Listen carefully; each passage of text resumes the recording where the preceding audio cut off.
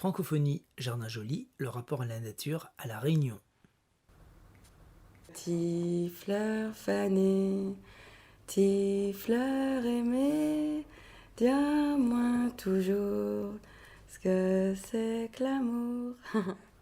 Donc il y a le cœur, des montagnes et un paysage assez verdoyant, avec une forêt très luxuriante. Du côté du volcan, c'est plus sec, plus aride, plus désertique.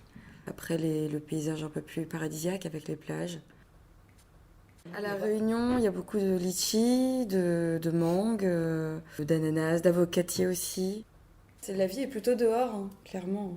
La vie est plutôt dehors. De toute façon, on se lève tôt. Ils sont plus proches de la nature parce qu'ils servent beaucoup des plantes pour la cuisine, pour la médecine, pour les rituels aussi. Même les maisons, les cases, tout ça, c'est souvent enfoncé dans les grands champs, la canne à sucre. Du coup, tout le monde a minimum une ou deux voitures. Du coup, il y a beaucoup trop de voitures, ce qui fait qu'on se retrouve avec des bouchons. La dernière fois, je regardais, il y avait un bouchon de 17 km. Il y a tellement de voitures qu'il y en a qui sont abandonnées sur les côtés, brûlées. Quand j'y étais, ils étaient en train de construire, donc c'est pas fini, une deuxième route, mais dans la mer. C'est une catastrophe écologique. Il y a eu des protestations et ça a été fait quand même. Donc ça change le paysage, forcément. Avant, on pouvait voir l'horizon et maintenant, on voit une route.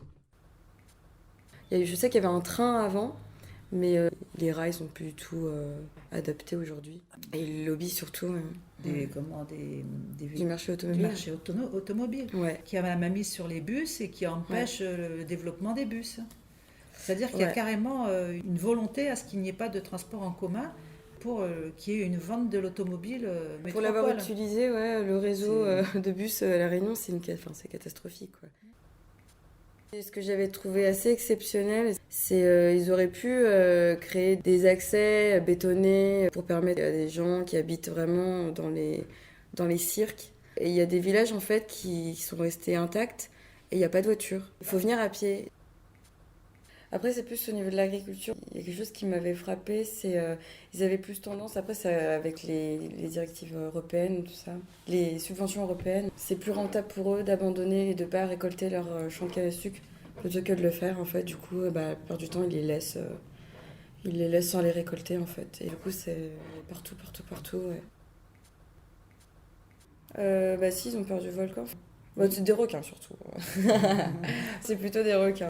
Je pense, ouais, ça a pas mal traumatisé hein, dans les consciences collectives, ça a pas mal marqué, je pense, les requins, les attaques des requins. On préfère les pique-niques sur la plage plutôt que aller nager.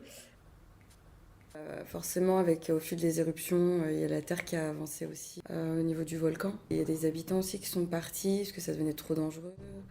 Mais oui, je pense qu'il y a une certaine peur à chaque fois parce que au niveau des éruptions, après, voilà, il y a pas quand même, il y a eu beaucoup de progrès à ce niveau-là, donc ils sont capables de prévoir. Des familles qui habitaient très près en fait du volcan, qui ont dû partir en pleine nuit. Dans les années 60, 50, éruption, il faut partir en pleine nuit. On prend les enfants, on prend ce qu'on peut, les casseroles, les nanins, et on part. Il y a beaucoup quand on va dans les petits boubouis de touristes, de t-shirts avec le volcan ou de tasses. Ça fait vraiment partie de l'identité de l'île.